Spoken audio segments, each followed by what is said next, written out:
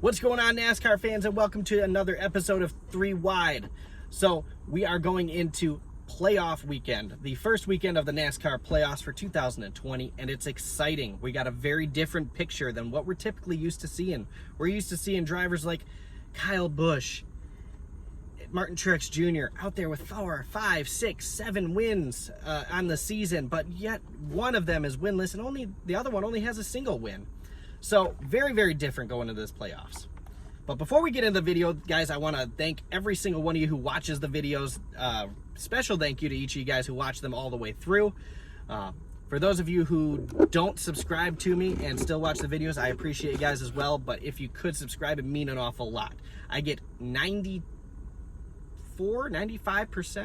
of my videos, especially my big time videos, my ones with the huge views.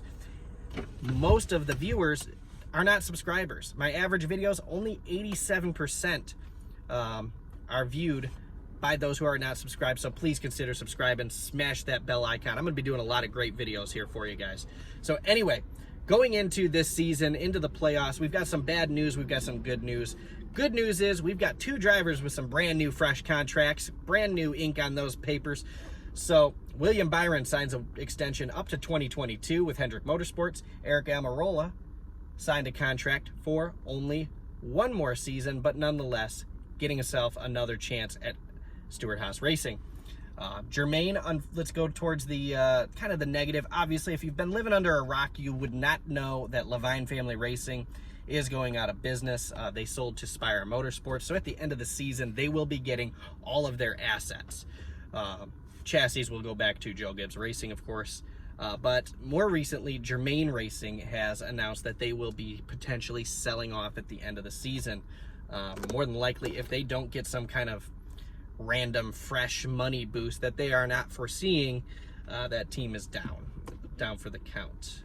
But back to positive news here. We've got 2 new teams that are potentially growing and coming into the sport.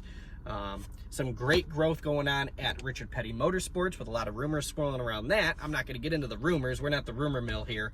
And then 2 first-time winners this season. William Byron locked himself into the playoffs, and Cole Custer had a dominating clutch moment to get his first win earlier this season as well. Locked them both into the playoffs.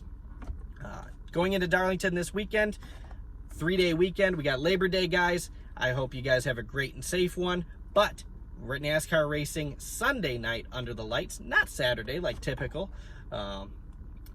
Chase Elliott is going to be leading the guys to green with a pole position.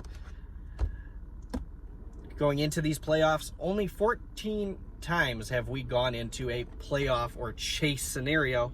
And with that being said, 14 times is the most. Kevin Harvick, Kurt Busch, and Denny Hamlin are tied for drivers that have done it 14 times. Going into the playoffs as well, here is your rundown of the playoff drivers in terms of wins and points. So Harvick being your top, DiBenedetto being the bottom in 16th. So Harvick, 7 wins, 7 stage wins. Denny Hamlin, 6 wins, 7 stage wins. Brad Keselowski, 3 wins, 6 stage wins. Joey Logano, 2 wins before the COVID break with 5 stage wins total. Chase Elliott, 2 with 6. Truex Jr., 1 for 2. Ryan Blaney, 1 for 3. Alex Bowman, 1 with 4. William Byron, 1 with 2 stage wins. Austin Dillon and Cole Custer, each with a win and no stage wins. Eric Almirola, fresh contract, 0 wins, 2 stage wins.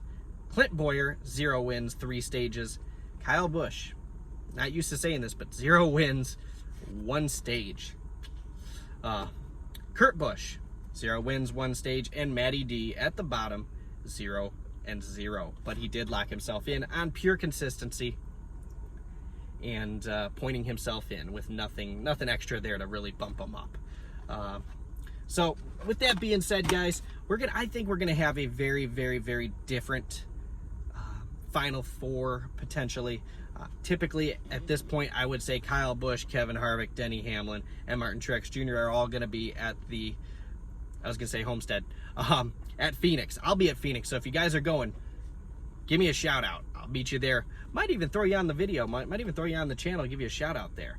But anyways, those guys typically are the ones you'd think of to go to Phoenix, to go all the way. But we have two of those drivers who just absolutely are underperforming this season, so I cannot guess who is going to be the Final Four. I wish I could. I wish it was that easy, but I don't foresee it happening.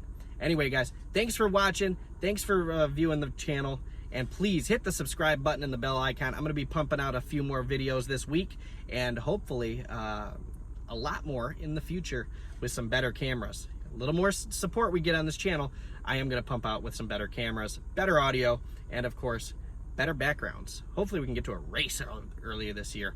But anyway, guys, thanks for a million. Have a great rest of your day. And of course, good luck to your driver this weekend. See you guys.